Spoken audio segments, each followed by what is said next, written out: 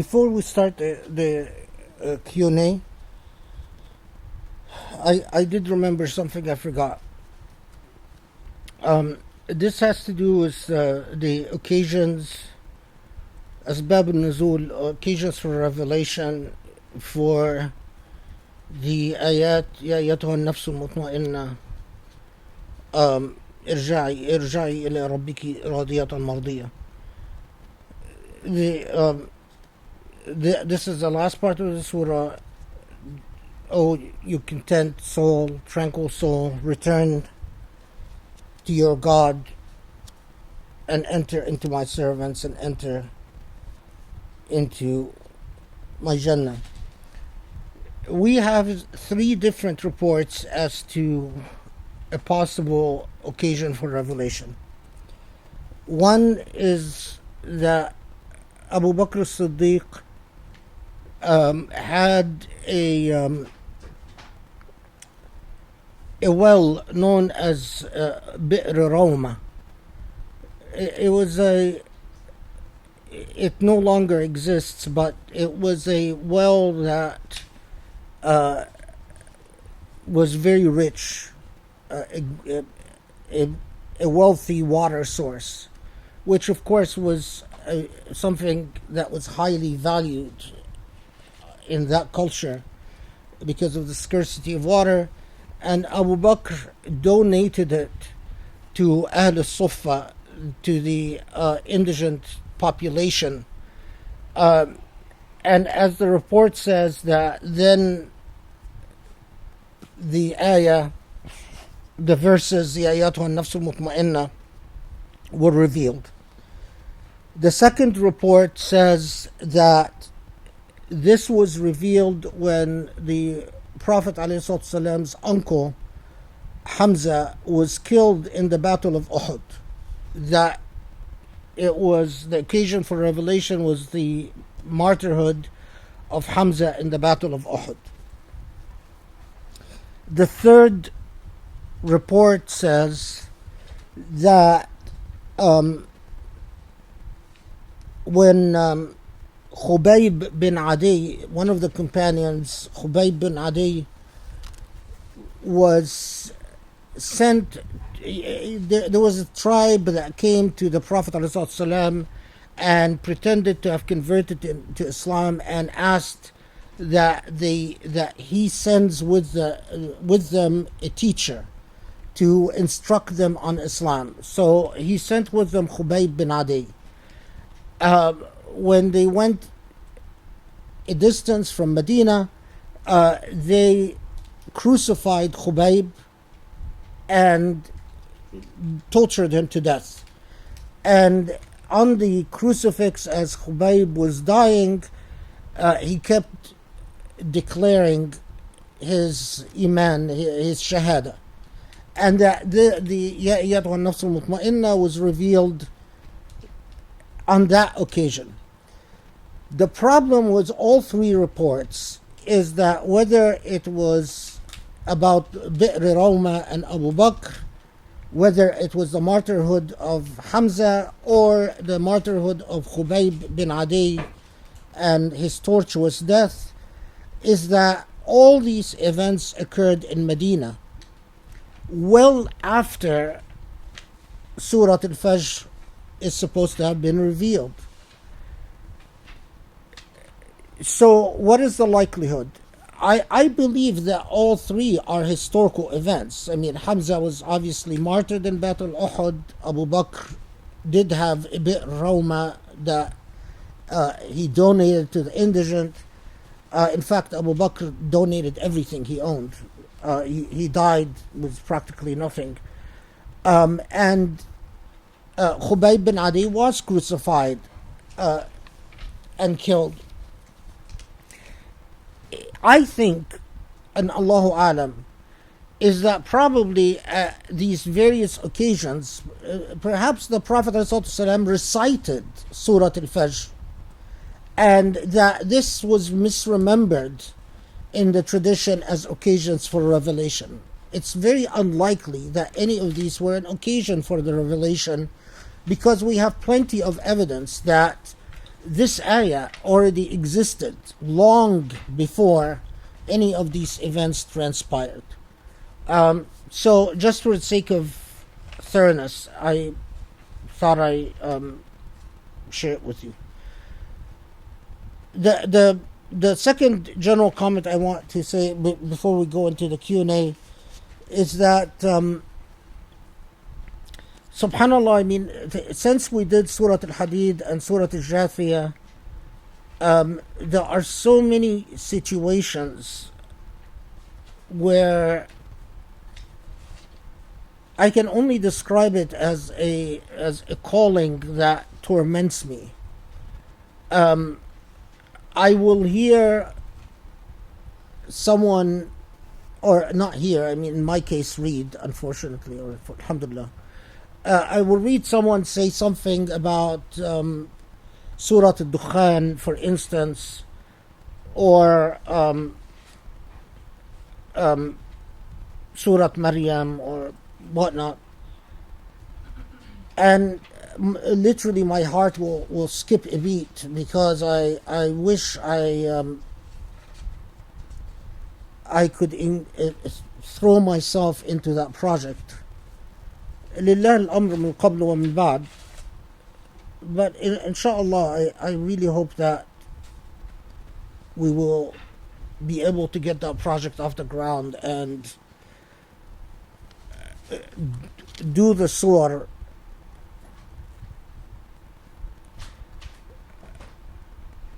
we so badly need to reconnect with the Quran at a personal level. We need to understand what each surah is how each surah is speaking to us and delivering distinct message. And we can't keep dealing with the Quran in this sort of cut and paste style that we often do, of taking an ayah here and ayah there, and because we just miss out on so much. Anyway, okay.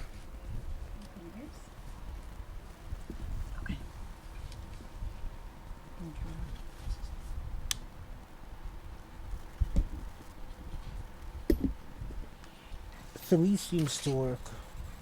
3? Okay, perfect. Okay, Assalamu alaikum. So we're going to start with the surah. I don't have very many, but so Rami, question on a point of clarification. The cliffhanger from the last Halaqa was that there is a different way from assessing one's relationship with God by reference to worldly status. Is the other way done by measuring a society's proximity to the model of the Prophet's community, taking care of orphans, poor, not usurping inheritance, not loving wealth?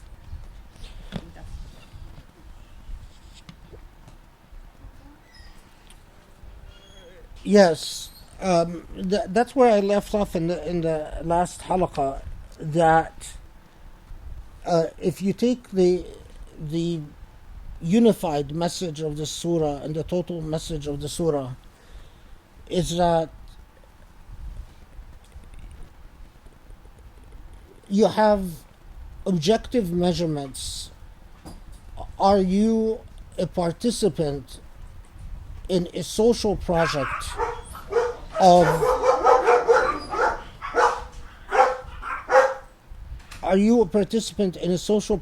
of taking care of orphans,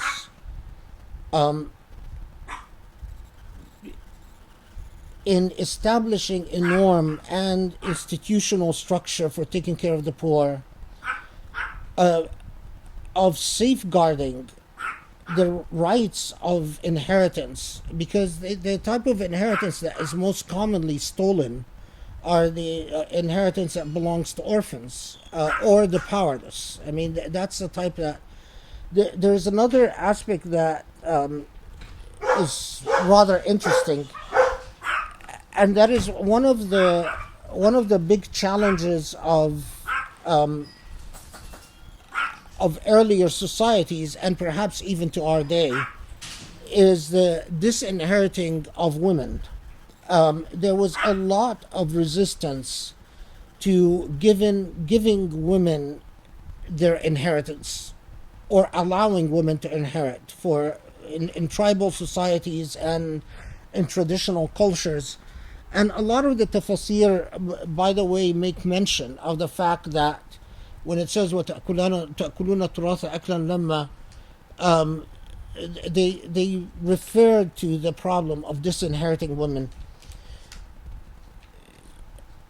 Now, other than these large-scale objective measures, there is a more personalized measure, and that is in the Quranic, in the surah's reference to يتذكر الإنسان وأنى له الذكرى يقول يا ليتني قدمت لحياتي.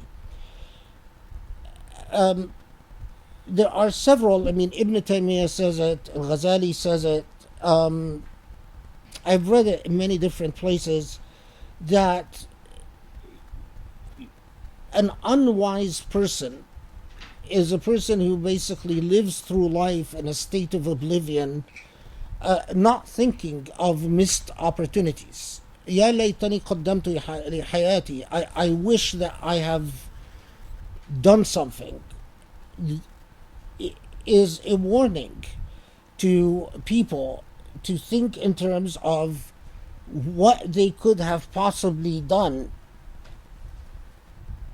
in Allah's service, in the service of the ethical goals that Allah puts for us, and that becomes the true measure for worth in life, for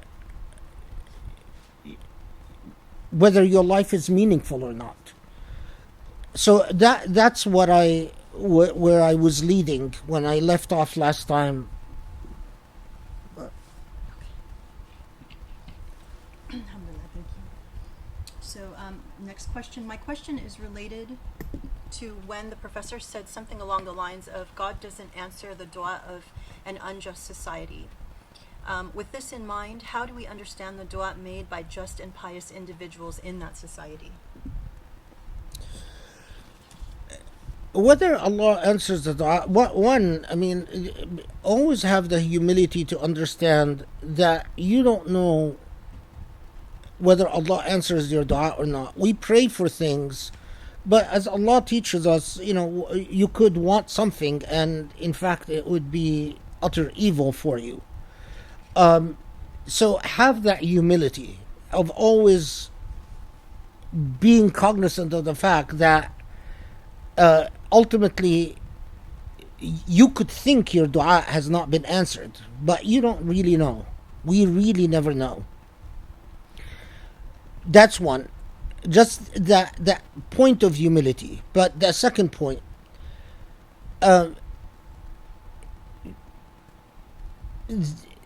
whether Allah answers a personalized dua of the pious in an unjust society, which is something that Muslim theologians have written a great deal about,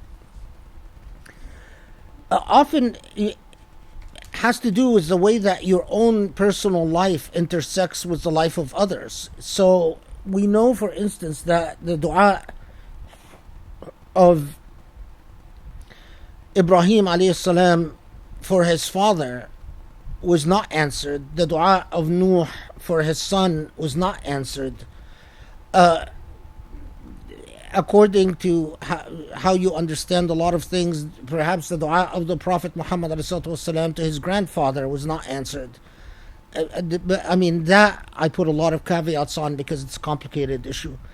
But the point is that sometimes, although you utter a personalized dua, in order for that dua to come true, the way things would align, injustice would have to be given an upper hand, and or the namus, the laws of morality, would have to be altered. And in that situation, the way that Allah rewards you for your dua is that your reward is reserved in the hereafter. I mean, take a very practical example. I mean, it's a silly example, but I think it will get the point across. let's say you're a pious person and you're doing dua that your child is successful in life and, gets a good job and so on. And Allah, in Allah's perfect knowledge, knows that your kid is a loser and your kid doesn't do what warrants success. Now, ultimately, you don't get, and Allah, as a result, doesn't answer your dua and doesn't come to the aid of your child. It is possible that Allah would, as a favor to you, and many children were favored because of their parents. That has happened a lot and will continue to happen a lot. But it's no guarantee. It's nothing that you can, whatever Allah knows and Allah's perfect knowledge. But the dua of a pious human being, if it is not answered on this earth, it is rewarded in the hereafter. To the extent, and that is one of the major differences between the dua of the impious and the pious. The impious, if their dua is not answered, it's simply a disappointment. It goes nowhere. The dua of the pious is either answered in this world or rewarded in the hereafter.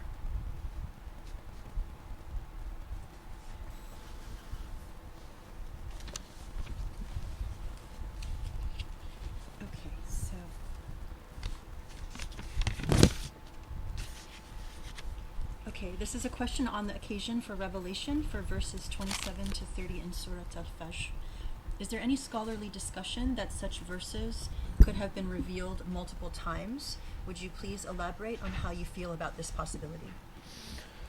No, the thesis of multiple revelations, I think, is in my view is unsound. First, by multiple times, do you mean in the surah revealed in parts, or do you mean that the same surah revealed several times? Kamran, do you want to you can just say it if you want. Yes, Jazakallah khair. Was referring to the same ayat being revealed multiple times. Yeah, no, because once the ayah was revealed, we know that the Prophet ﷺ would recite it, and then Katabat al-Wahy would actually write it down, and so it was preserved. We do have many reports in which something would happen, and the Prophet ﷺ would then recite a verse that has been revealed. And from the studying of the Seerah and Sunnah, I've noticed that there sometimes arises a confusion in the traditions. So some people would say, and on this occasion the Prophet ﷺ then recited, and they would correctly note that this was already a ayah that was revealed in Mecca, or that had already been in circulation for a period of time. But then you have, for instance, Abu Huraira would say, no, it was revealed on this occasion. You have to keep in mind that Abu Huraira was a later convert. So he was from the tribe of Bani Asad. He was an Asdi. He was from the tribe of Bani Asad, and he converted in Medina, and probably in the 6th year or 5th year in Medina. So it is quite possible that a later convert would hear an ayah and think that they're hearing it for the first time, and it was be transmitted as such. But if you have to read all the reports, and when you read all the reports, you get a sense for, whether Ibn Abbas or Ibn Mas'ud or the others who are more reliable in transmitting the Quran or in reports about the Quran, who tend to be more correct about occasions for revelations, eventually, with a long engagement with this literature, you get a sense for which transmitters tend to be more dependable and reliable, and others less so. The way history is transmitted, people don't have to have ill will for mistakes to happen. The way history is preserved, human memory will often get things wrong, and that is why it is critical to read everything that you can find about a particular topic before coming to a belief about whether it is this or that. So I don't think there would be multiple situations where the same ayah would be revealed. But you do have situations where the Prophet ﷺ would recite an ayah, and then it would be the first time that some companions heard it. Or it sometimes even would strike someone as the first time they've heard it.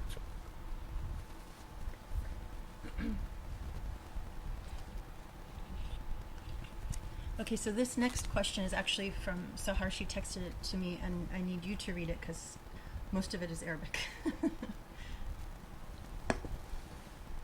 Okay, so if you can read it out so that we have it on the recording.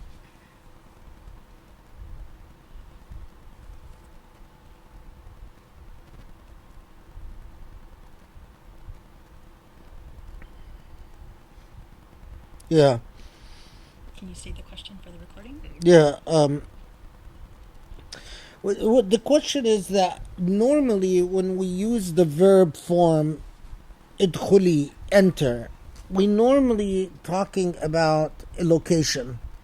So when you say fadkhuli al-manzil, or enter the home, fadkhuli al-manzil, enter, for a female,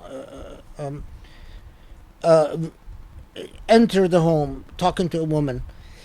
So the question is, are there any discussions about why does it use the, instead of saying why does it say use the verb form enter to an inanimate object like my servants instead of a location or a place? And there has been, if you look at the tafsir, there's long discussions about that, because of course and there are some have said that no, and they recite various poems to try to demonstrate that. Some said no, this as a form of balagha, a form of eloquence, has been used by pre-Quranic Arabs when as a form of intimacy. So that, and they argue, for instance, that that you can use that verb form to say become part of my family. And I don't remember the poem that they recite as an example of that, but as a form of eloquence, when you want to say that this is going to be something very intimate, as if they demonstrate this often by saying, when you say to someone, enter my heart, that, obviously someone doesn't enter your heart, but that it means become as if a part of me. And that when Allah was saying فَادْخُلِي فِي عِبَادِي, that Allah was saying, and this, by the way, for Sufis becomes very important, because they say this is evidence that in fact you attain that status of unity with the divine and become as if part of, you reach this level of utter communion. One school of thought that says that this is a balaghi form, and as a form of balagha that it connotes special intimacy and special proximity. The other major orientation that I'm not quite sure why didn't they accept that this could be just a form of balagha. But anyway, that say no, it is an unusual usage, and it is a usage that is unique to the Quran, and that when the Quran indicates that in fact it must mean that it is referring to a special status in Jannah, an actual physical place that you enter that is of a higher level than the rest, that a nafs al-mutma'inna doesn't just enter any Jannah, but enters a special location that has a special relationship with Allah. And so they maintain the idea of location itself, and they see فَادْخُلِي فِي عِبَادِي وَادْخُلِي جَنَّتِي as ultimately ibadi, introducing the idea of that special Jannah or a special higher status of Jannah. So if you want to call it the location school of thought and the symbolic school of thought,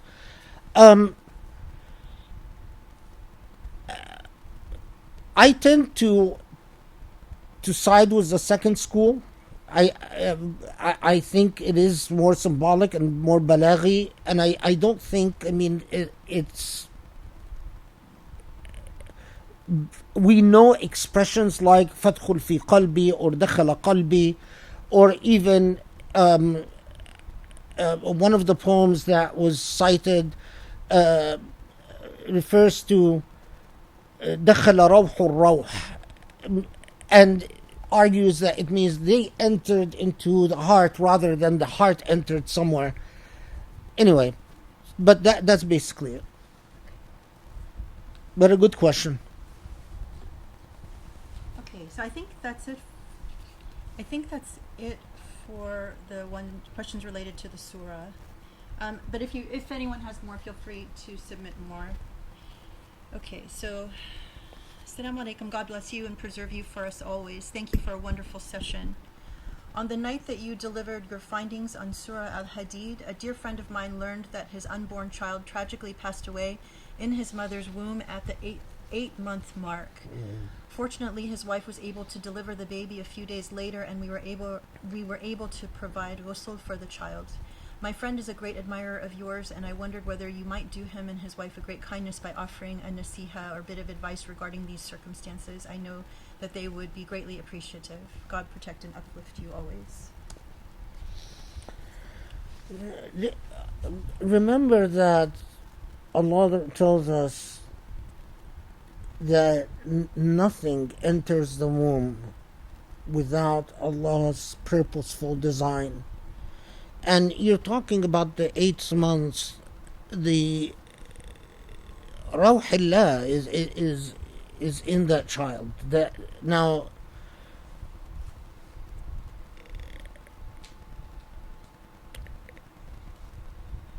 we truly do not know what is Allah's blessing. And when I talk about blessing here, I'm talking about blessing to the child.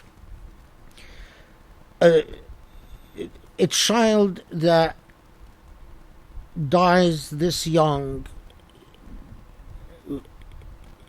the good news is that they enter heaven without hisab. Any child that dies, they enter heaven without hisab. And the reports are cumulative, and in my view, more than well established, that for those that you are, for those who seek the path of their Lord, they're united with their loved ones in the hereafter, that you will be with who you love. And so a child, that even if you lose a child that young, if you are in Jannah, you will be reunited with that child. And that's a child that enters without hisab. So there isn't even the question of that child ending up in a place other than your own. What is hisab? Translated. Accountability. Without accountability. Without having to stand to account. So always pray, and this is my dua with so many of the people that I've lost in life. I always pray, Allahumma ajma'ni bihum. Always pray that Allah you reunites you. And of course that prayer is, since you already know that your child is in Jannah, then that prayer is that so you can be in a place where you would want to reunite with your child. And then remember that the Prophet ﷺ, I mean, it one of the things, and I've said that in several khutbahs, because it really, when you study the life of the Prophet ﷺ and you see how many children died, and I often, how many children he lost, and I often ask myself, any other man, any other human being who, finally gets a boy from Khadija, his beloved wife, and then he passes away, and then has another boy and he passes away, and then right after the Battle of Badr, when he, finally the first victory that Muslims achieved, and he goes back to Medina only to find that Ruqayya passed away. Any lesser human being would have become convinced that God has it in for me, and God keeps killing my children, and the only child that survived was Fatima. And even Fatima dies shortly after the Prophet ﷺ dies. And in fact, what we find that the Prophet's consolation to other companions who lost their children is always, may Allah gather you, or may Allah put you together where it matters. And I'm convinced that the reason that the Prophet ﷺ persevered with all these, is that he knew that this is not the end. This is just simply a step towards reunion. That this world is a place where we are tested. And when you lose a child, perseverance and patience in the loss of a child is one of the highest, I have to say, I have to call it that, but it's one of the highest blessings, because you, by persevering and by drawing closer to Allah, you are propelled to a higher level that people who never had a child and never lost a child will envy you for in the hereafter. And I truly mean that. I mean, when I think of so many people, life has just shown us a lot of tragedy, and I think of the hereafter, and when people think of their past life, and those who've enjoyed numerous fortunes in this life, how all these fortunes will look so insignificant in the hereafter, and how envious they will be of those who in fact were beleaguered by misfortune and persevered. May Allah give you patience, and may Allah reunite you with your child. Always pray for reunion, and may Allah make this a step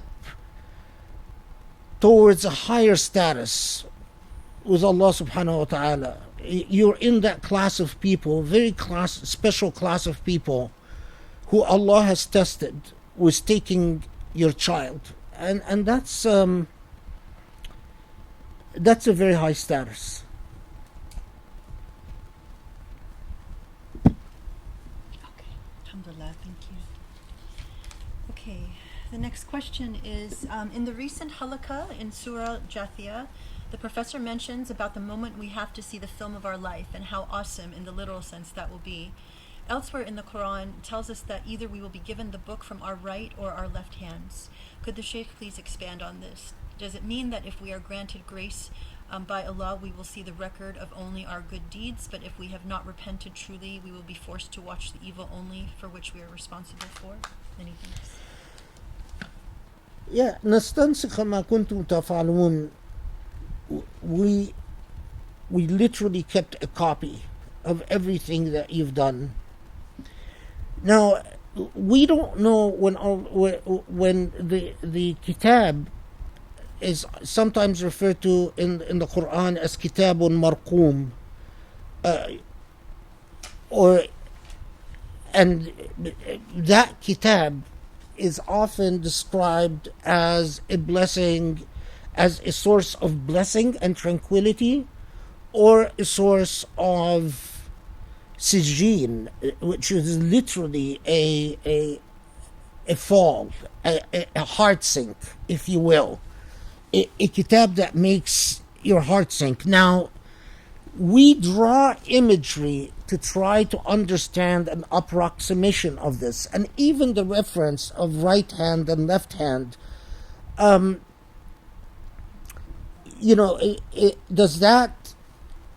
Is it a physical book or something that is a record of some other type? But what we all know, what we can all agree about, is that it is a record, and that record is a meticulous record. It leaves nothing out. And that record we will immediately, either because it is positioned in front of us or behind us, or positioned towards our right or positioned towards our left, or because of its very nature, whether it is heavy, it feels heavy in some way, or it feels light in some way, because elsewhere in the Quran also it refers to it's some reference to its weight structure, or whether, and elsewhere we are told that it is what we are going to be able to see. So it's a record that will result in a level of immediate consciousness. Now, whether that consciousness passes through the eyes or passes through the self, I forgot where I read this. It might have been in Ihya Ulumuddin, but I'm not sure. That do you actually need the eyes and the ears and the nose to perceive that record, or do you just perceive it immediately? And that record, perceived immediately, is either going to fill you with a sense of doom, a sense of anxiety, or a sense of peace.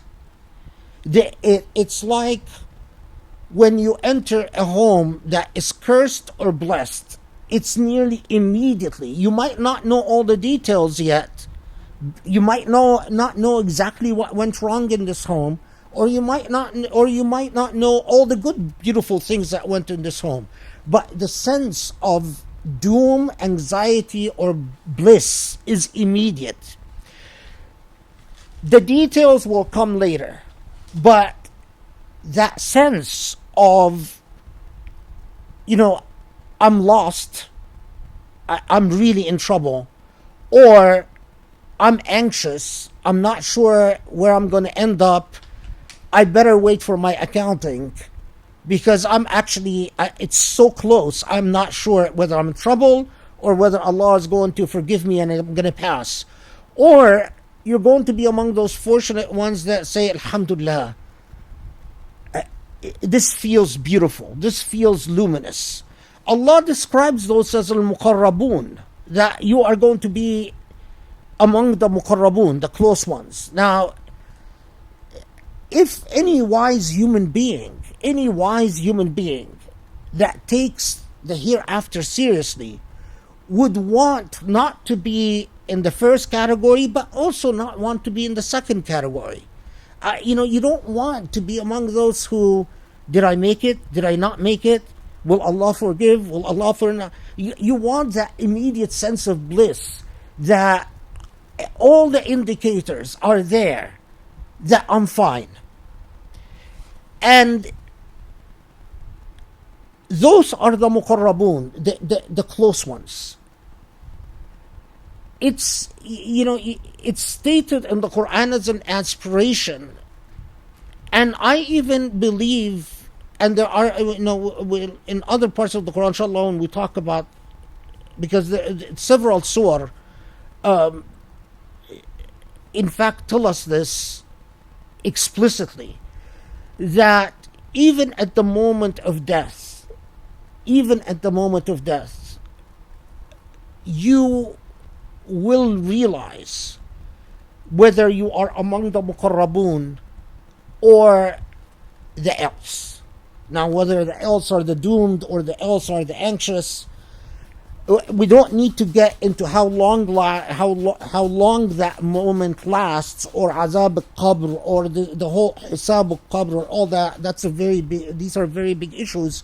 But at the moment of death, so for instance, I don't mind telling you that among the prayers that I say, اللهم اجعلني من هؤلاء الذين إذا تتوفاهم الملائكة تقول لهم سلاما سلاما حسن بكم مستقرا ومقاما.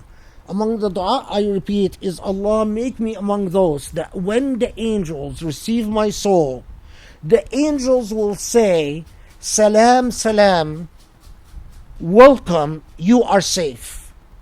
Because the alternative is terrifying. The alternative are those that تتوفاهم الملائكة يضربون وجوههم, that those who the angels of death will come, receive their souls, beating them, striking their faces and striking the backs of their neck.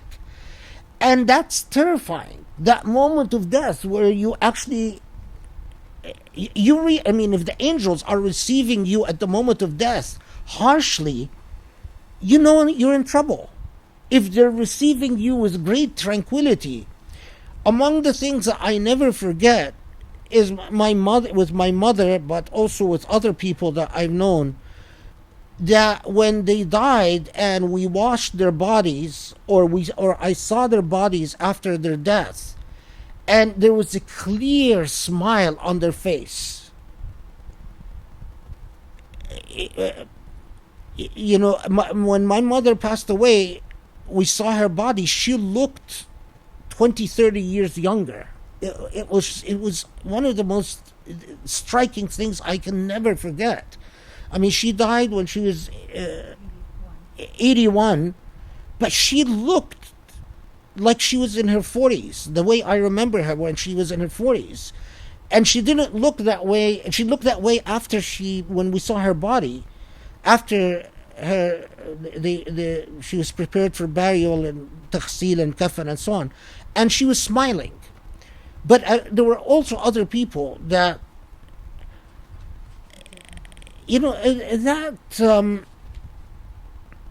so don't get lost in the mechanics.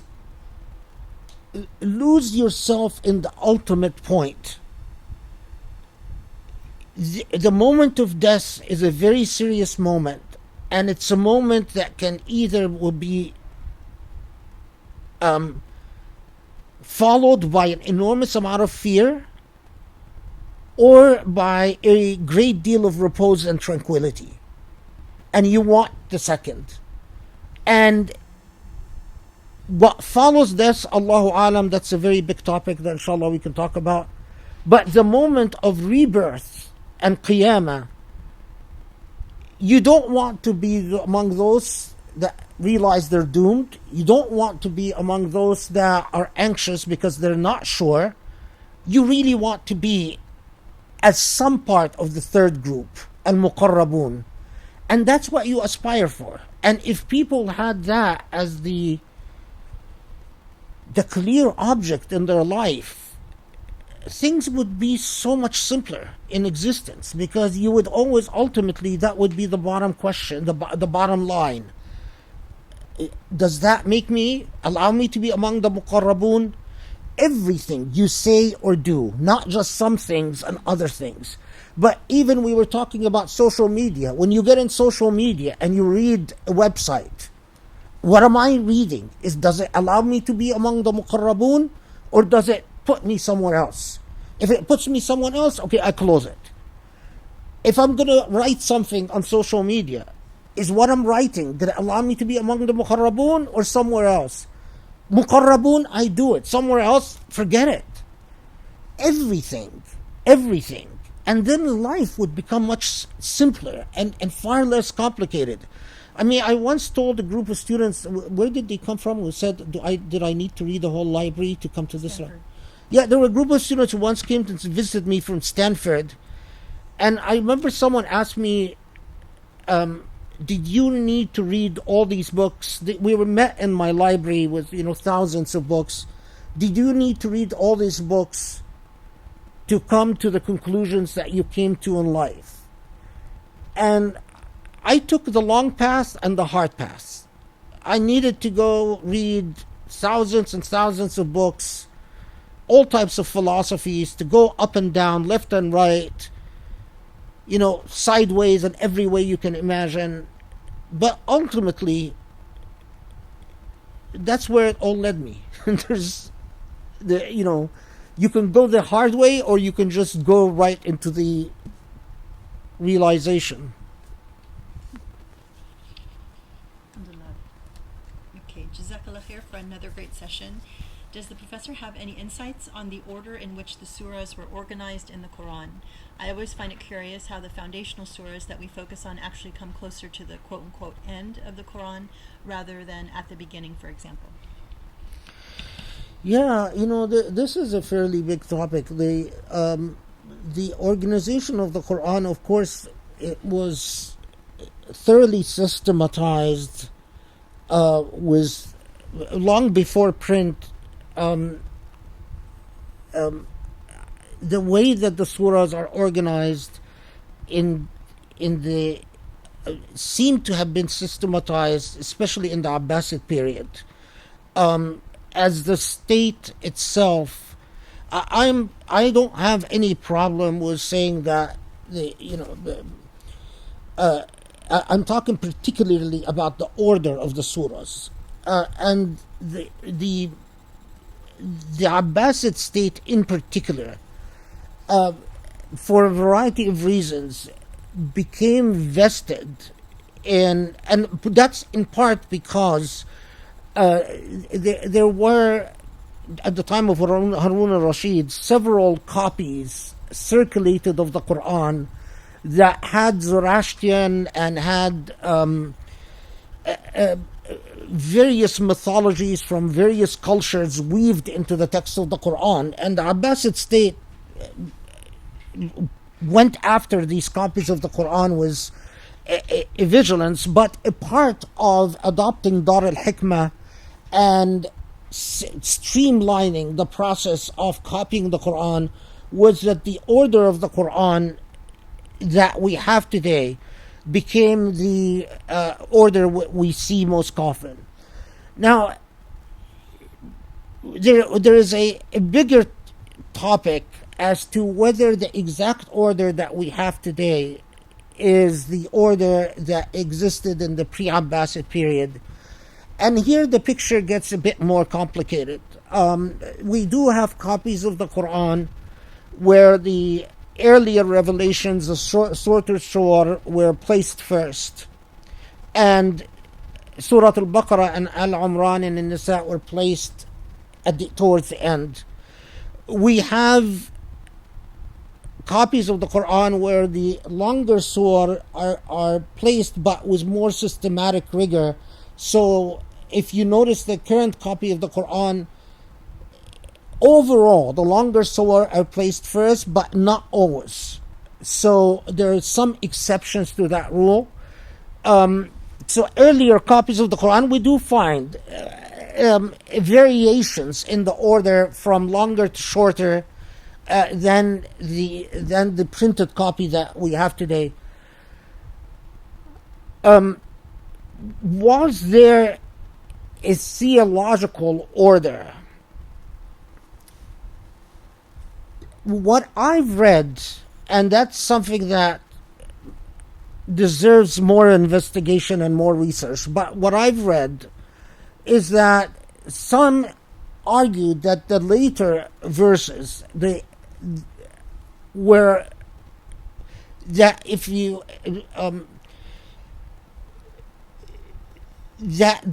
in order to underscore that the later verses were as critical as the earlier verses, the verses that were revealed in Medina, the latest forms of revelation, which in some, according to some jurists, that they also preserved what abrogated which. So the latest verses are the ones that abrogated the earlier verses.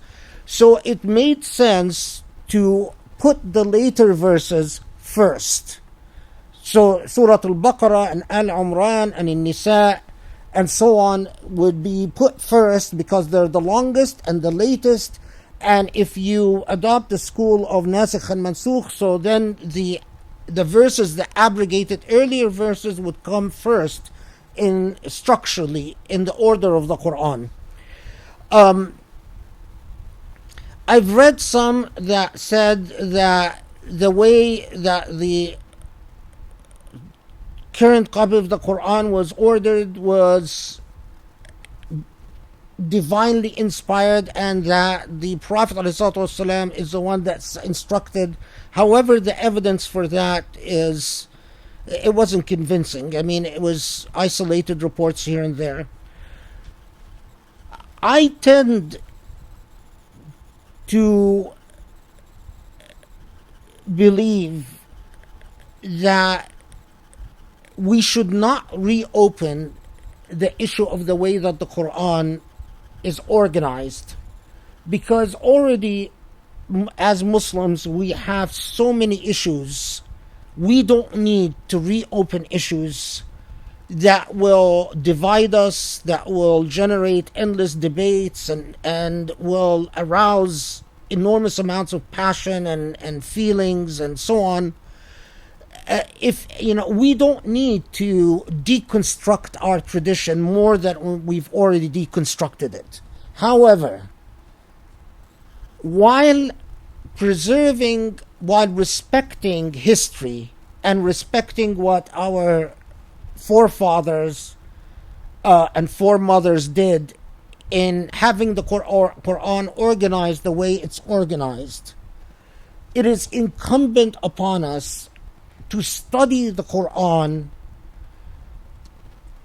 with an eye and an understanding for the order of revelation. And the reason that I think the order of revelation is so critical is that I believe, and Allah knows best, but I believe that the earlier verse revelation, if you study, most of the revelation is Meccan, as we know. Most of the Quran is Meccan. But the Meccan verses established constitutional principles that were then applied in a variety of ways in the Medinian period. It doesn't mean that the Medinian verses are less important, and it doesn't mean they're abrogated or anything like that. But it means that whenever you study anything, you must be clear about what are foundational principles and what are principles of application and what are actual applications, not principles of application, but so what are foundational constitutional principles, what are procedural principles, and what are actual applications, actual case laws. And I think that is very critical to understanding in the way that I interpret al-Kitab and al-Mutashabih min al-Kitab. And that's something we can get into, inshallah, if we get into the project of going through the entire surah of the Quran. Because the way we deal right now with the Quran in this piecemeal fashion, we end up doing things like putting a great amount of emphasis on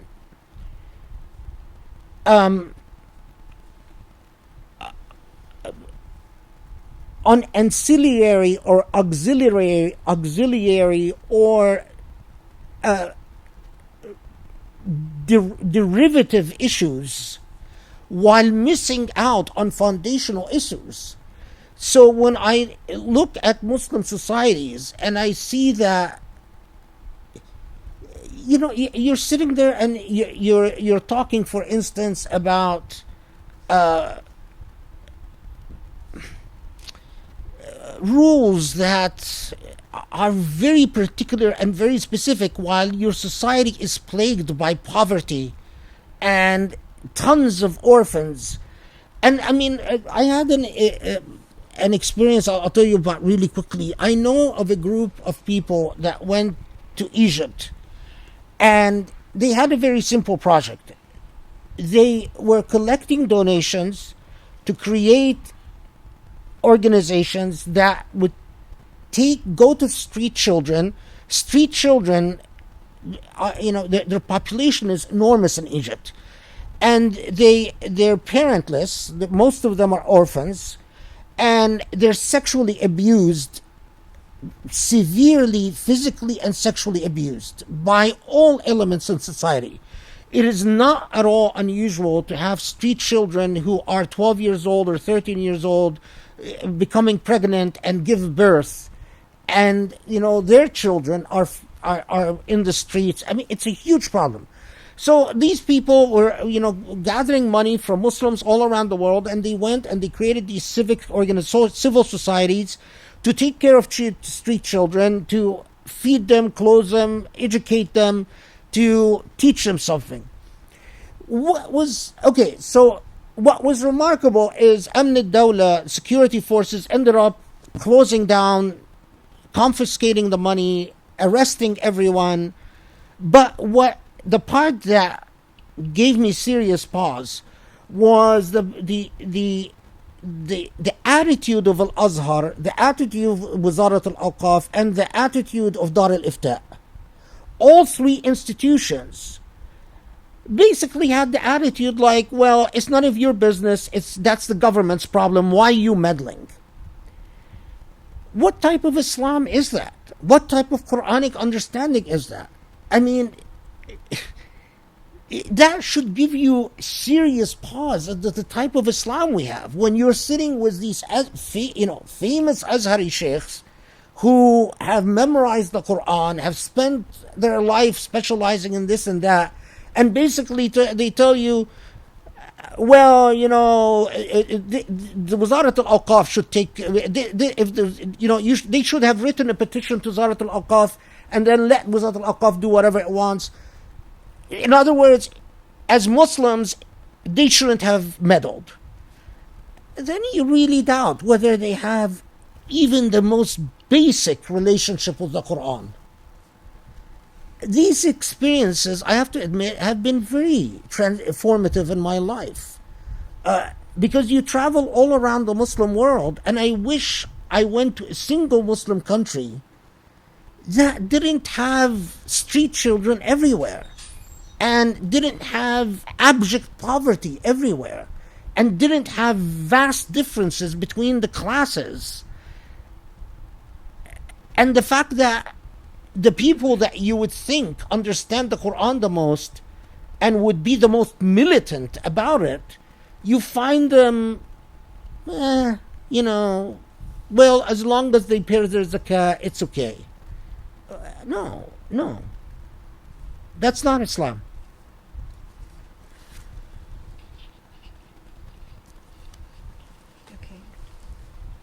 This question we actually got a while ago, which pertains to what you were just talking about with the surahs.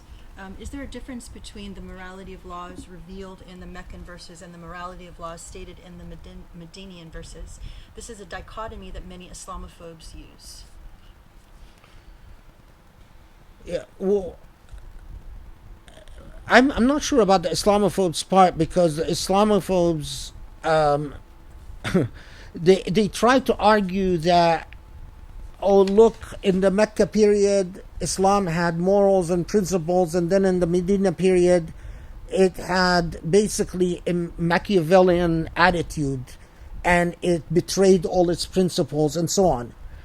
And, again, if we funded organizations of Islamic knowledge, not Islamic propaganda, but Islamic knowledge, that would have been very easy to respond to, because that's, I mean, it rides on the coattails of what a lot of Orientalist scholars said. So people like Montgomery Watt said that the Meccan verses were inspired by a sense of idealism, and that the Medinian verses, Muhammad lost his idealism and lost his inspiration, and that the Medinian verses are less eloquent and less beautiful than the Meccan verses.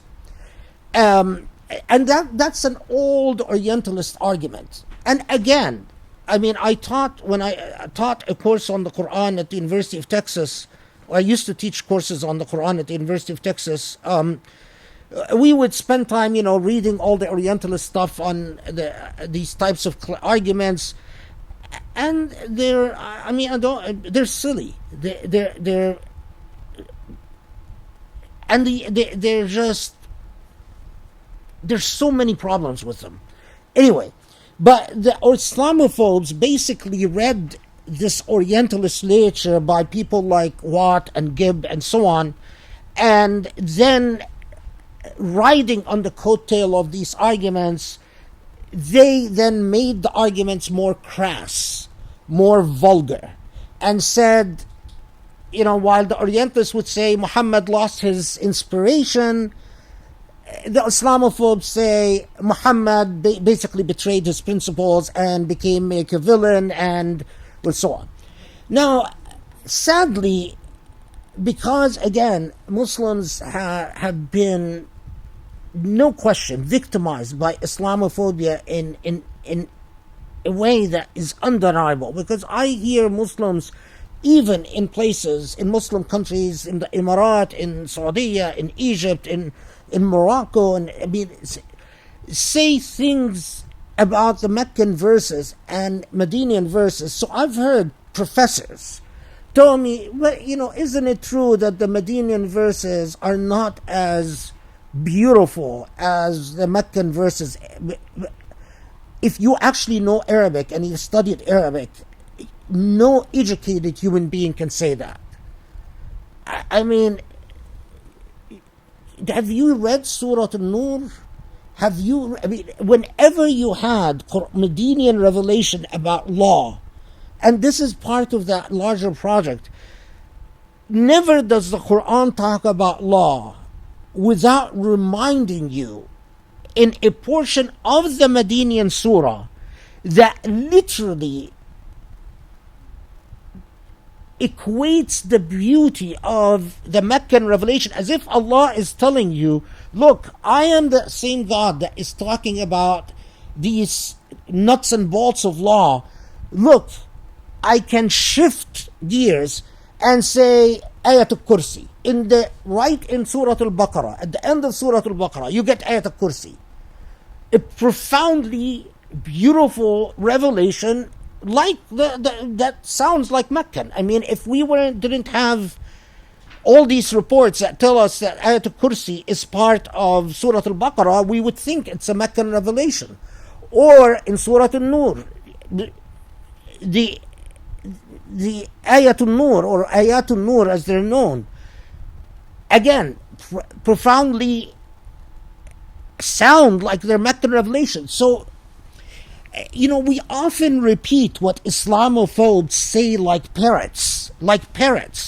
Or even those group of people who said, oh, the Meccan verses abrogated the Medinian verses. The Medinian verses are abrogated, or they're no longer relevant. I don't know. I mean, that would take me a long time. I don't know where even to start with that. It's just thoroughly problematic, and it arises from a lazy, unengaged attitude with the Quran. The ethics are the same. The ethics of the Meccan verses and the ethics of the Medinian verses are the same. They're the same ethical principles. The major difference is that in Medina, you had ethics of process and procedure, which were not emphasized in the Meccan period. Moreover, in the Medina period, you had the actual laws that approximated or attempted, or as a matter of trajectory, aspired to achieve the ethics established in the Meccan period. So, for instance, I'll give you just a very simple example. When the Meccan verses tells us what instructs us not to eat, not to unlawfully or unethically cheat people of their inheritance. Then in Medina came the revelation that specified shares of inheritance to specific people. If you looked at the ayat that specified shares of inheritance in the Medina period, you could say they are in fulfillment of the aspirational verses of the Mecca period, either in partial fulfillment or in complete fulfillment, but in some degree or another in fulfillment. The Meccan verses tell us to take care of the wayfarer and the prisoners of war. We don't get actual specific instructions about prisoners of war until the Medina period. A contradiction? No. But either a complete fulfillment or a partial fulfillment. It is incumbent upon us, students of the Quran, to then study what is a foundational principle, what is a procedural principle, what is an application, an example of how to apply the principle either in complete fulfillment or in partial fulfillment of the foundational principle. And that's how that structure gels together in a one symphonic performance. It all complements one another. None of it, لا ينطق عن الهوى, none of it is whimsical. But all of the Quran speaks to us in a unified voice. You know, it's like I used to, when I had my hearing, I would listen to classical music all the time. And the people that would really irritate me would people that, come and they like the first movement or the second movement or the third movement of a symphony, or even not even a full movement. They come and listen to a little part and then they comment about the entire symphony. No, a symphony is a symphony. It's all the movements. You have to listen from beginning to end, and you can't claim to have any understanding of any particular symphony unless you've listened to it from beginning to end. That's one of the things that I really miss after my ears. It's anyway. And so is the Quran. It's an entire performance, and you either understand it, you have a complete comprehension of it, or you're going to misapply it and misunderstand it. Sharif, can you grab the... Thank you. How are you doing? I'm okay. Okay. So keep going, or do you need a break? We're going to break at some point for Maghrib break. Yeah, I mean, it's already 8:15, so I don't think you should go as late as you normally do. Okay. We'll go maybe another half hour. Okay. All right, that's good. So we'll try to go another half an hour, inshallah. Do Okay. people need like a short break, or are they Okay, they okay? can take one. We don't. Oh, They're allowed to. they have You guys to. are allowed to take a break if you need to.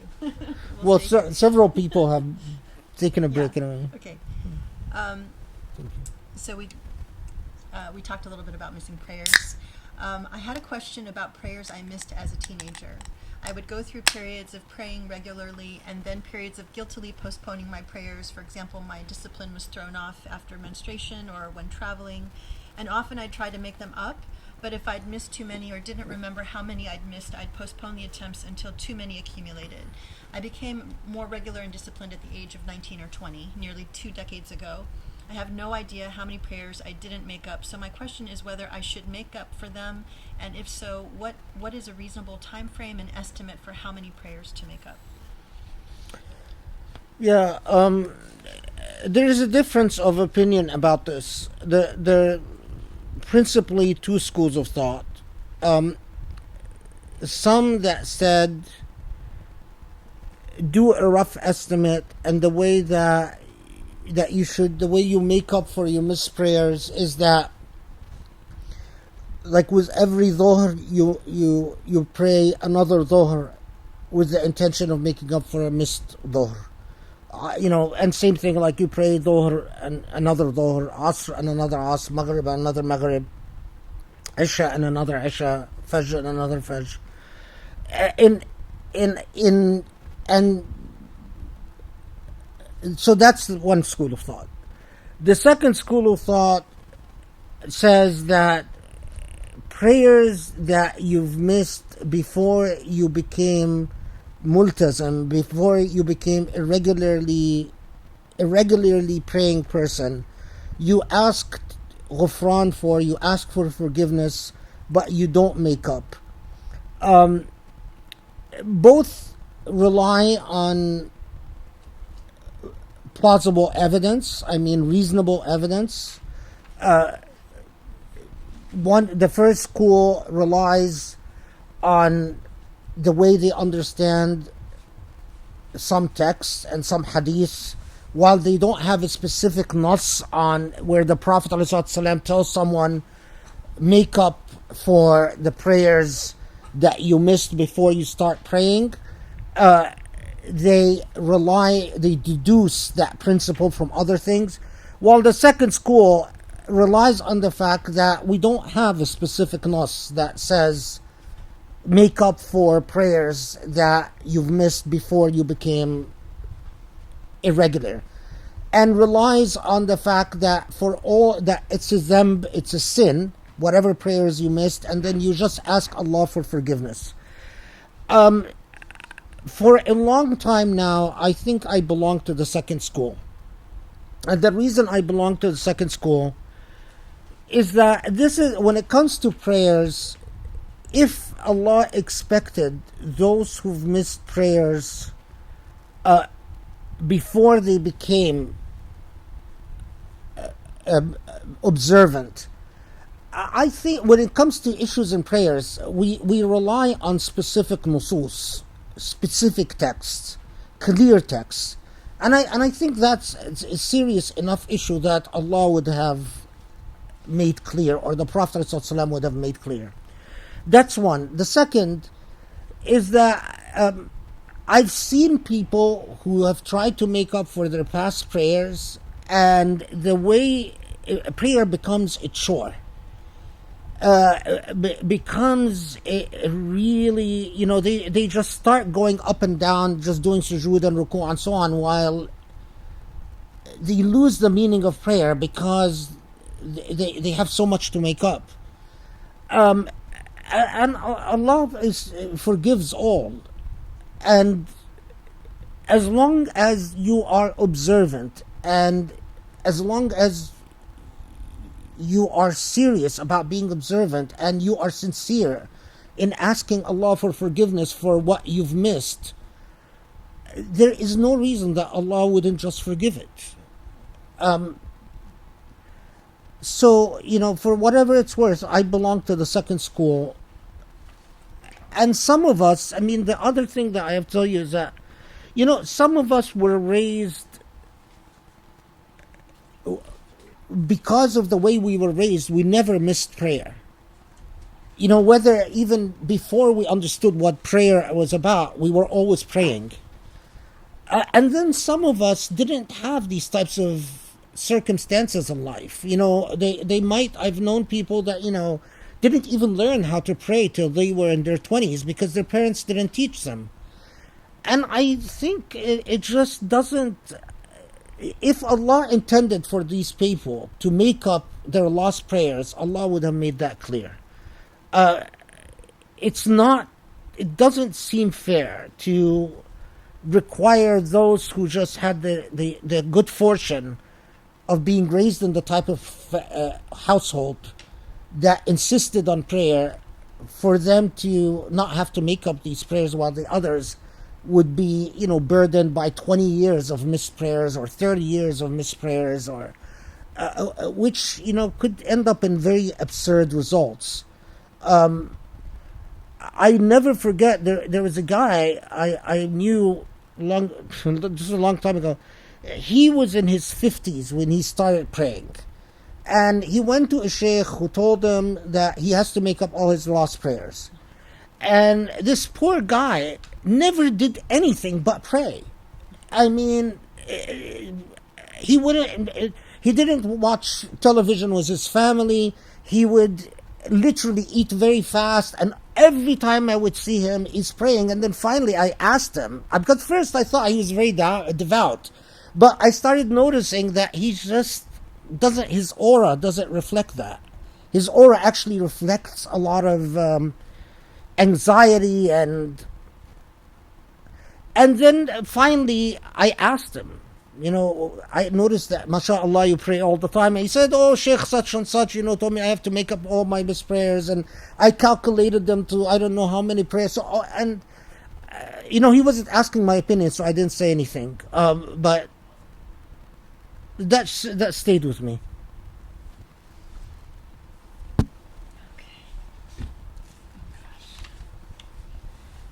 Okay, so this is a question that we carried over from the last Q&A.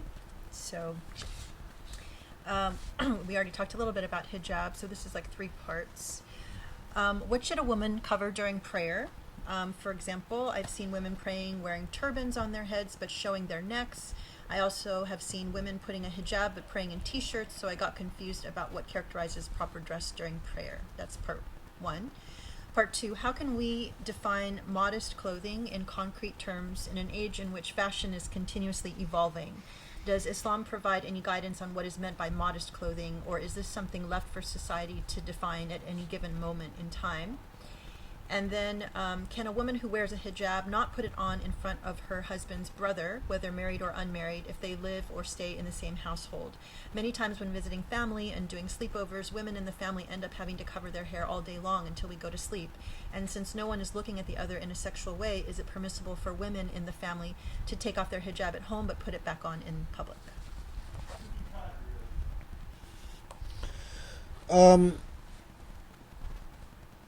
Okay, so the first part,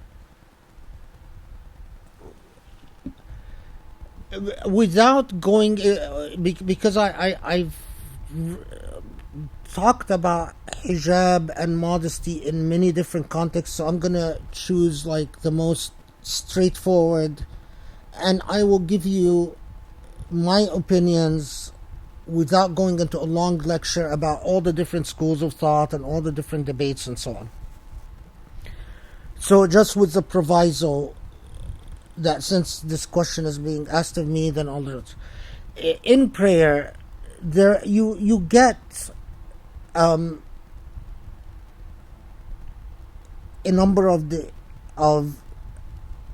debates and arguments and so on about, but the issues are often whether the covering of the neck, the covering of the arm from the elbow to the wrist, and the covering of the feet.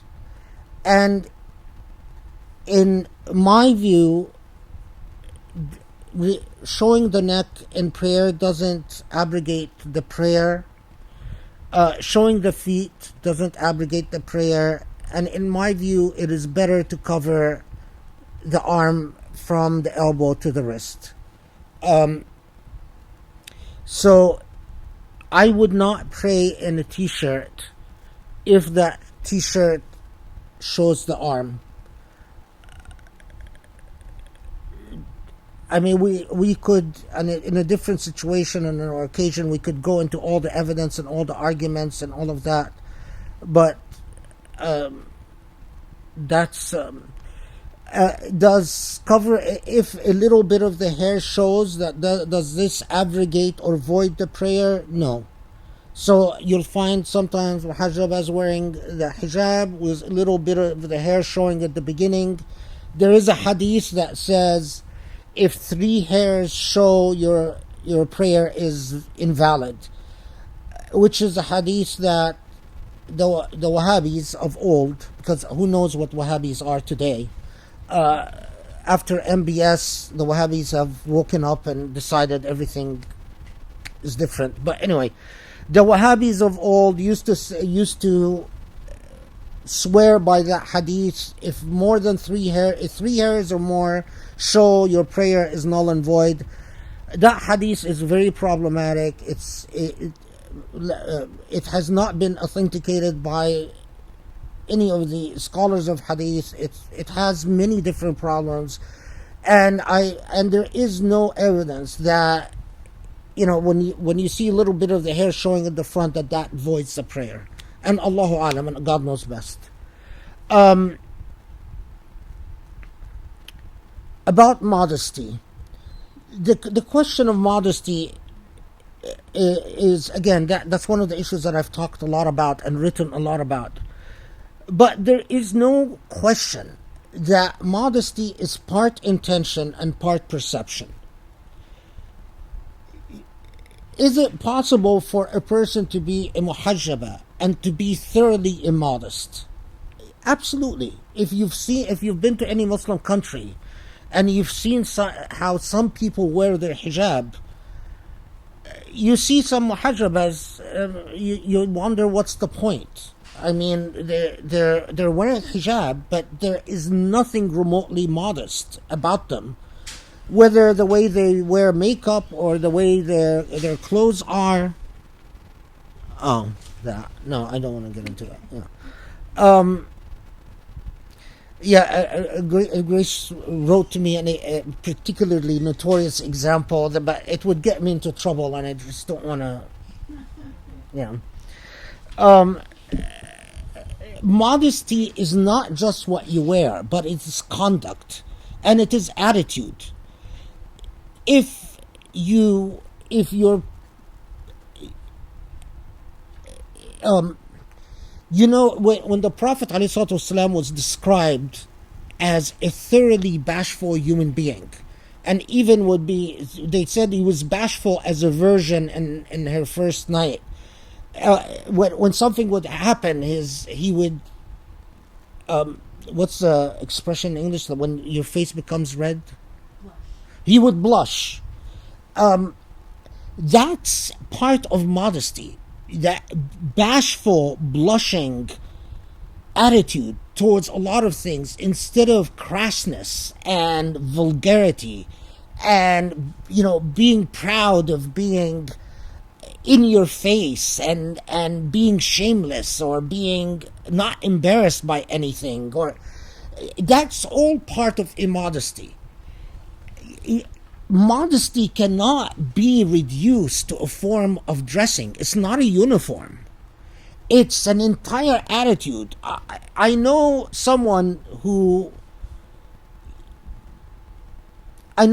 more than someone, several people who hold themselves out as very pious, in fact hold themselves out as the religious scholars, quote unquote. But they work out, they're all muscle, and they wear tight t-shirts to show their muscles. That's not modest. Wanting people to admire your muscular physique is not modest. Cover it up. Be bashful. I know. Okay, fine. I'll say the example that Grace actually wrote. Shall I? No. Okay. Anyway, there are muhajjabas that do. Well, anyway. So anyway, yes, standards of modesty are part a matter of intent and a part of matter of social perception. If within your society there is a social practice that is usually associated with vulgarity, then it is immodest to engage in that practice. Let me repeat that. If in your social context there is conduct that is usually associated with vulgarity, then it is immodest to engage in that conduct. So if in your society it is immodest to spit, and you go around spitting, learn your society.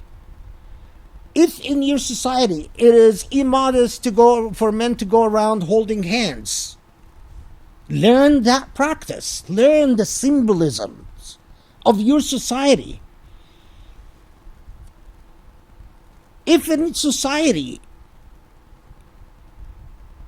certain physical movements are performed by immodest people, then these are the parameters socially defined. It's a matter of intention and matter of social practice. To try to disconnect modesty from a social context is completely missing the point of why the Prophet ﷺ urged us to be modest. If you actually look at the conduct of the companions and look at what type of things made the Prophet blush, there were very culturally specific type of jokes that if you repeated today, they would make no one blush. Now, what if someone induces blushing artificially just to imitate the Prophet? Is that modest? No. If it doesn't have the social meaning that it did. So understand modesty in its full meaning, because it's a moral virtue. It's not a law, it's a moral virtue. And like all virtues are impoverished and deprecated by stone-cold laws. If you reduce virtue to a cold, stone-cold law, the virtue shrivels up and becomes meaningless. Virtues are much bigger than laws. Laws can only aspire to fulfill its virtue, but they can never become the virtue.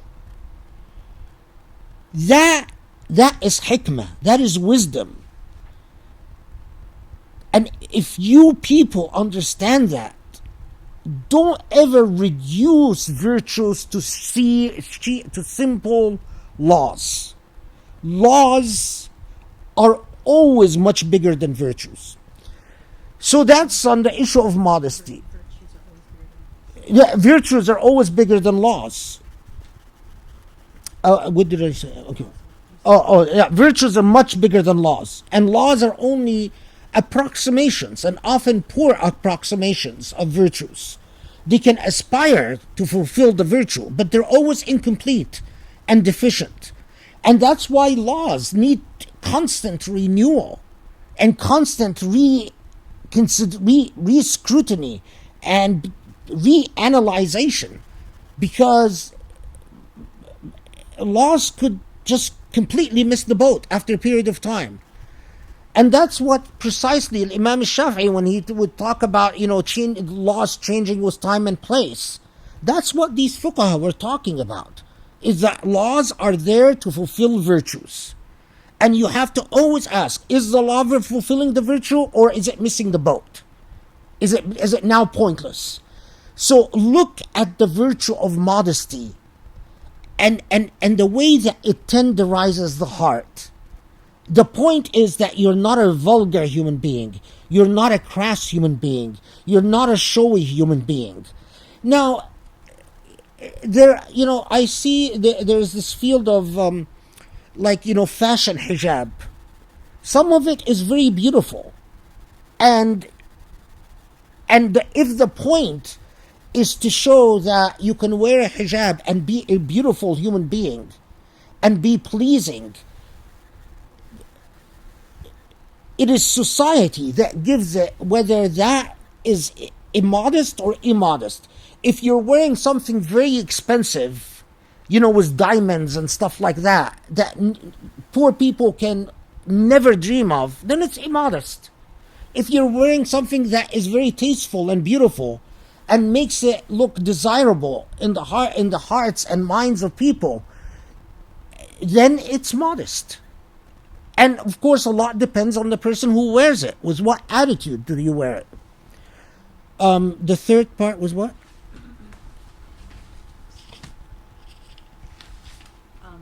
People who live together. Yeah, that's the issue of in-laws. That's a very old issue. The problem is that with in-laws, like your brother-in-law, if you wear the hijab, then you're not supposed to wear to show your hair in front of your brother-in-law. But it becomes cumbersome upon women. I have met shuyukh that I respect that said to women, especially this was in the context of women in Egypt, where there is a serious problem with housing shortage. But it's not really a housing shortage, it's just that rich people can afford to buy homes, poor people can't. So poor people would all be living together, and the women in these homes would complain that because they're forced to live with their families, with in-laws, a very long periods of time, years, that the only place where they can take off the hijab and show their hair would be the bedroom, if they have that with their husbands, and so there are shuyukh that I respect most. All the ones that I can think of were Azhari shuyukhs, who said, إِذَا أُمِنَتِ الْفِتْنَةِ, if you are sure there is no fitna, then you may take off the scarf and show your hair in front of your brother-in-law. إِذَا أُمِنَتِ الْفِتْنَةِ. But all of them would underscore that إِذَا, because the Prophet ﷺ said, warned against in-laws, that a lot of times there are fitan that occur between in-laws when you think that it wouldn't occur. And of course, that's a problem when it happens within a family, like a brother-in-law start falling in love with their sister-in-law. It destroys the family. It splinters the family apart. The situations where, unfortunately, I've seen it, then the siblings are fighting, and there's betrayal, and there's heartbreak, and there's... So, alhamul maut, as the hadith says, that, you have to be very cautious in assuming that there is no fitna with an in-law. But, so, the bottom line is, do I agree with these Azhari sheikhs? Well, I think there is... I'm not going to get into what I say about the hijab in general, because I'm not going to talk about that. But what I'll say is, if you wear the hijab and you believe that this is what you should wear, if it becomes a true hardship upon you, and you want to show your hair upon it at home, and you are confident about the issue of fitna, then do so, and may Allah understand and forgive. Because the hardship sometimes is, I'm not a woman, I don't wear hijab, so but I understand from the women I talk to that the hardship could be severe. But just be careful about this whole fitna issue, because that defeats, if you suspect it, put it on again. So I have a couple of follow-up questions from the YouTube. Could you please? Do males and females have the same dress code requirements for prayer? And secondly, what if society believes that a burqa is modest, but a girl in that society doesn't believe it? What is her social responsibility about it? Okay. No, male and female do not have the same restrictions in prayer. In the opinion of the majority of scholars, there is a non-surviving school of thought, and I say non-surviving with the following proviso, is that I have met people in Moroccan and Algerian societies where men will not pray with their hair uncovered. And when I asked them why they will not pray with their hair uncovered, they said that it is haram. And the way they were raised in their Maliki school of thought, and in all the cases that I can think of, they were Malikis, that's the way they were taught, is that both men and women have to cover their hair. And these are rural areas that I had traveled in and so on. And when they said that, I remembered the opinion that did not survive in Islamic fiqh, that considered the hair in prayer for men to be awra, that men should cover their hair in prayer, and considered that, but they also considered that you have to pray. Anyway, they consider that if you prayed without a beard and you could grow a beard, that your prayer is invalid. But anyway, that's another point.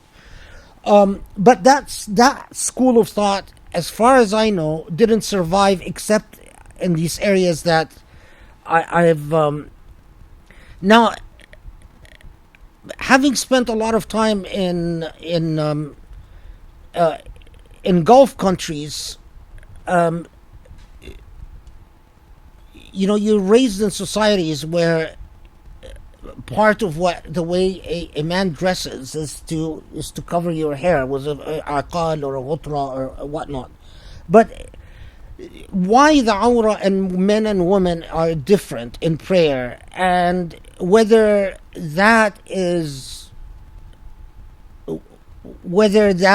the only possible position. I mean, I don't want to open up issues that I cannot close in a reasonable amount of time.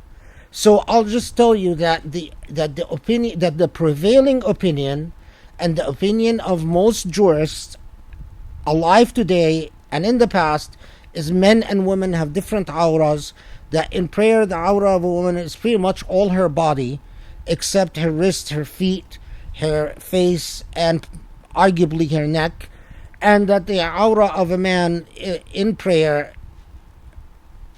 two schools of thought, that in prayer it's only from the knee to the navel. The other school of thought says it is from the knee to the what do you call that part? Clavix? Is that your clavicle? Clavicle. To the clavicle, so it includes the chest. It doesn't include the arms. I tend my own view of the aura of men in prayer tends to be very conservative. I will not pray in anything that doesn't cover my entire body. Why? So I won't even pray in shorts.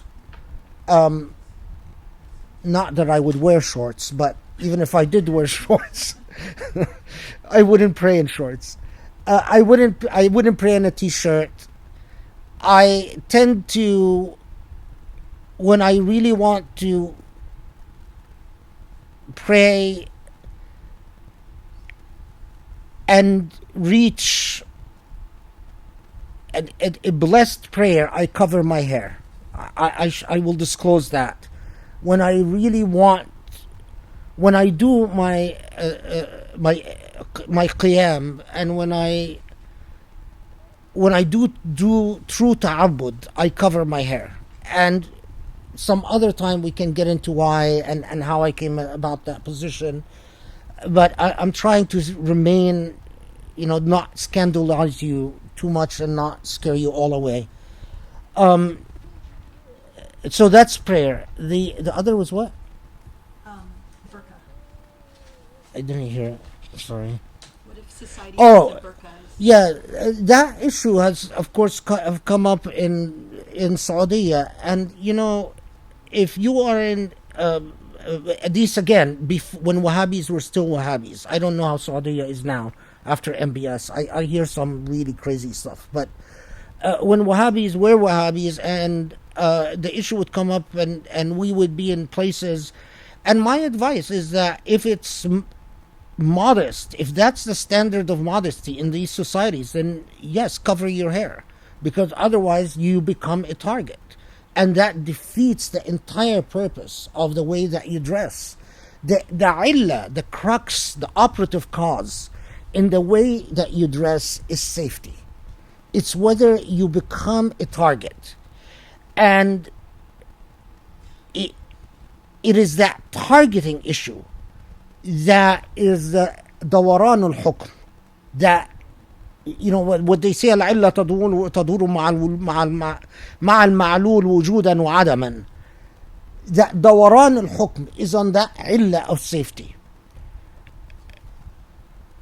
the operative cause, and so that often becomes the bottom line. If you are in Saudi society now, you can walk around without covering your face, so there's no reason to do so.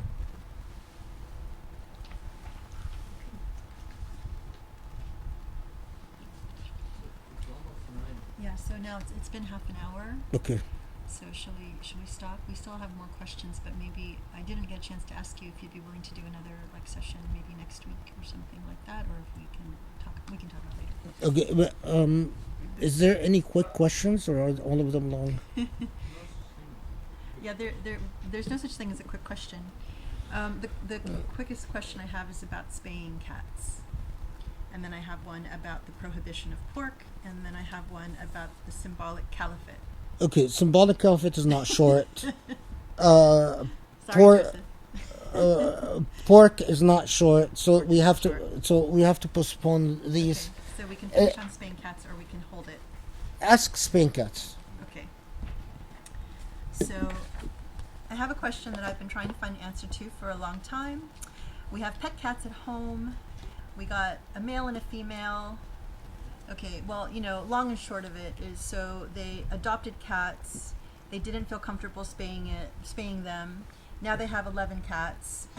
So you know where this is going. So should we get our cats spayed so that at least they could live a happy and healthy life? Is it right to do that? Is it allowed if I'm thinking about the well-being of the cat? So are we somehow, preventing a cat from living a full life by spaying them? No, you're not. Animals don't have a sexual preference, and animals are unable to. Animals don't equate quality of life with their procreational ability. Their quality of life is to be taken care of and loved. They really do respond to love and care and compassion and tenderness. I investigated this issue at length because when we adopted, we saved a lot of dogs, and we've been saving dogs for as long as we've been together. And so the question of spaying dogs became very pressing. And after researching it, I became very satisfied that there are no shari'i obstacles to spaying dogs. In fact, I became or cats.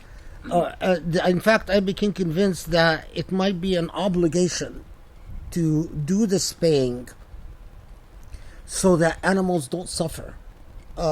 Because when you don't spay, the overpopulation, without the institutions existing to take care of that population, then it becomes a dereliction of duty by human beings. The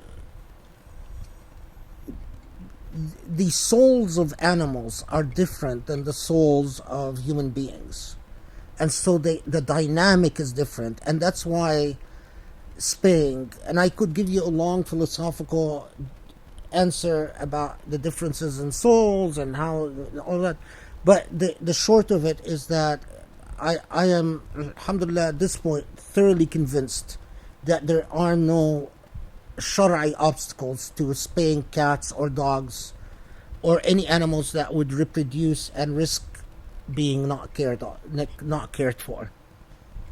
And even if you're going to take care of the cats, it's better to spay them and provide your existing cats with good quality of life, rather than some of the horrible things we see where, people have animals and they can't take care of them, or they run out of money, or they get old, or they die, and then you have to find homes for all the animals they leave behind, or, all these tragedies which are not good.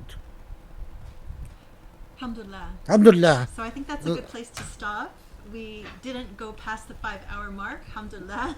Last time it was very tiring. It took a long time for the professor to recover. So I think it's good to just not push it too far. So thank you so much for being with us. It was wonderful again to see you, and inshallah. I have an announcement from my son that he is a kafir son who just prayed Asr in shorts and t-shirt. Just so you know, I am defied even by my own son, who follows his own madhab instead of following mine, but it's okay, I'll forgive. So anyway, may Allah bless you. Pray for the Quran project, and inshallah, I'll be in touch with everyone about whether we will do another Q&A session and all of that. So, but we'll have another line by line tafsir at least in about a month's time. So, inshallah. Inshallah. Thank you all. Thank you for guys for coming. Assalamu alaikum. Assalamu alaikum. Alaikum salam, jazakallah khair. Jazakallah khair.